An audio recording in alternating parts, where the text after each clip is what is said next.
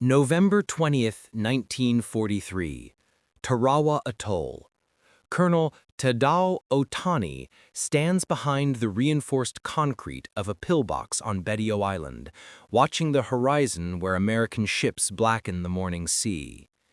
The coral reef extends nearly half a mile offshore, a natural fortress, jagged and impassable, exposed by the neap tide that his headquarters staff has calculated with astronomical precision. For 18 months, Japanese engineers have fortified this 2-mile strip of sand with the certainty that no landing craft can cross that barrier. The reef will force invaders into the water chest deep, struggling through hundreds of yards of killing ground, while machine guns and artillery rain death from prepared positions. Otani has studied American amphibious doctrine captured at Guadalcanal. He knows their Higgins boats draw 3 feet of water. The reef at low tide offers 18 inches. Mathematics, coral, and the Emperor's divine will have made Bedio unconquerable. Then, through the smoke of the naval bombardment, he sees shapes emerging, not boats grinding to a halt on coral, but vehicles driving across it, tracks churning through shallow water, climbing over the reef's edge like prehistoric creatures returning to land. His hand tightens on his sword hilt. The Americans have done something impossible, and in that moment, he understands that Japanese defensive planning has been rendered obsolete by a machine his strategists never imagined. Japanese military doctrine in the Pacific War was built on realistic assessment of material inferiority. The Imperial Navy knew it could not match American shipbuilding capacity. The Army understood it would fight outnumbered and outgunned in most engagements. The defensive philosophy that emerged was elegant in its simplicity. Make every American advance so costly in blood that political will would crack before Japanese resources failed. Island fortifications transformed geography into weaponry. Coral reefs, volcanic cliffs, dense jungle, each became a multiplier of defensive power. At Tarawa, engineers had created a masterwork. Pillboxes with walls 4 feet thick, underground bunkers connected by tunnels, artillery pre-sighted on every beach approach. The garrison of 4,500 men was equipped to hold for months. The reef was the keystone, the natural moat that would channel invaders into predetermined fields of fire. Japanese intelligence had studied every American amphibious landing from Guadalcanal to North Africa. None suggested the enemy possessed technology to overcome coral barriers. The doctrine was sound, the preparation meticulous, the confidence absolute. Then came the LVT, Landing Vehicle Tract, nicknamed the Alligator. Not a boat, but an amphibious tractor, developed initially for civilian rescue operations in the Florida Everglades, adapted for military use almost as an afterthought. The Marines had deployed a handful at Guadalcanal for cargo transport, but Tarawa marked their first use as assault vehicles. They were ungainly machines, steel boxes on tractor treads, unarmored in early models, slow in water, vulnerable to artillery. But they possessed one characteristic that rendered Japanese defensive calculations meaningless.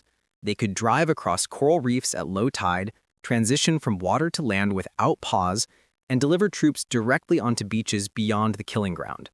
125 LVTs churned toward Batio that November morning, and Japanese officers watching from their fortifications experienced a cognitive shock comparable to medieval archers witnessing their first cannon.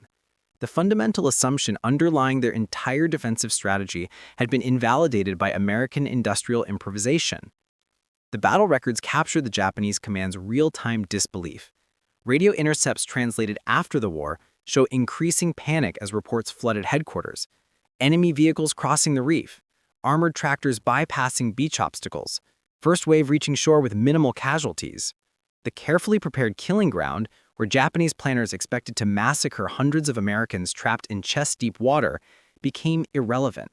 The LVTs took casualties from artillery, many were hit, some burned, but enough survived to deliver assault troops directly into Japanese positions, compressing the expected hours-long approach into minutes. Japanese defenders, who had positioned their heaviest weapons to fire across the reef, now faced Marines who had crossed that barrier protected by armor plate, landing with full combat loads instead of exhausted from a half-mile wade through surf. The tactical balance, calculated so carefully by Otani and his staff, had been upended by a vehicle most of them had never seen in intelligence briefings.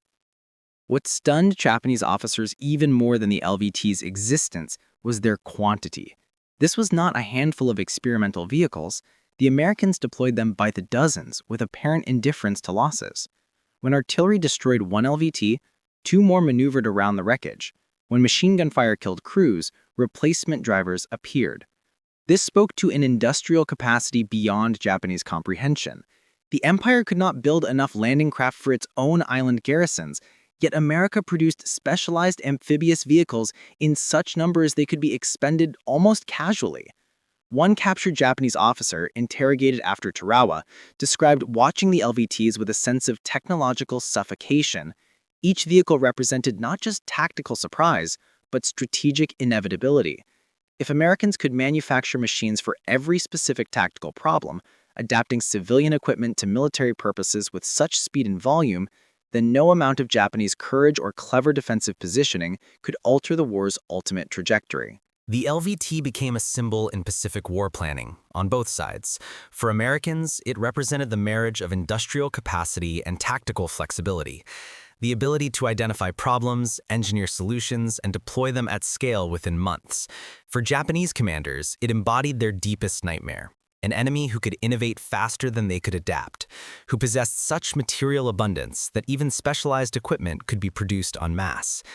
After Tarawa, Japanese defensive doctrine evolved to account for amphibious tractors, pulling fortifications further inland, creating secondary lines beyond the beaches. But the fundamental problem remained unsolvable. Every adaptation the Japanese made, Americans could counter with new equipment, new tactics, new overwhelming force. The LVT fleet grew.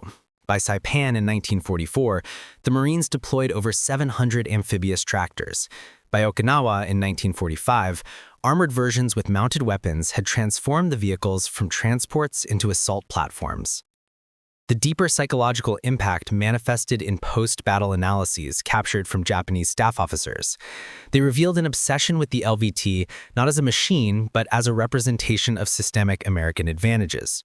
One report from Imperial headquarters in Tokyo, circulated after the Marianas Campaign, devoted pages to analyzing Americans' materialist philosophy, the tendency to solve tactical problems through equipment rather than spirit, through production rather than sacrifice. The tone was both dismissive and fearful, mockery edged with dread. Japanese doctrine emphasized spiritual strength precisely because material strength was unattainable. But machines like the LVT demonstrated that spirit, however intense, could not overcome absent resources. A soldier might choose death over surrender, but coral reefs could not choose to become deeper when American tractors drove across them. By war's end, Japanese defensive planning had become an exercise in tragic mathematics, calculating how many American lives each Japanese position could extract before being overwhelmed, knowing that overwhelming was inevitable. The reefs, cliffs, and jungles remained, but they no longer represented salvation. They were merely terrain, obstacles the Americans would surmount through some new mechanical solution: flamethrower tanks, amphibious DUKWs, and specialized demolition equipment. Every defensive advantage the geography provided, American industry could negate. The spiritual war the Japanese military preached to its soldiers, the conflict between Yamato spirit and Western materialism, had been decided the moment those first LVTs climbed Batio's reef, not through the superiority of one philosophy over another, but through the simple mechanical fact that metal treads can grip coral and factories can build those treads faster than fortifications can stop them. The obstacle that cannot be overcome becomes a prison, but the mind that sees every barrier as temporary, every problem as solvable through ingenuity and abundance, that mind builds machines that crawl across impossibility itself, tracks grinding coral into powder, carrying not just soldiers, but a terrible proof. The world yields to those who refuse to accept its limits.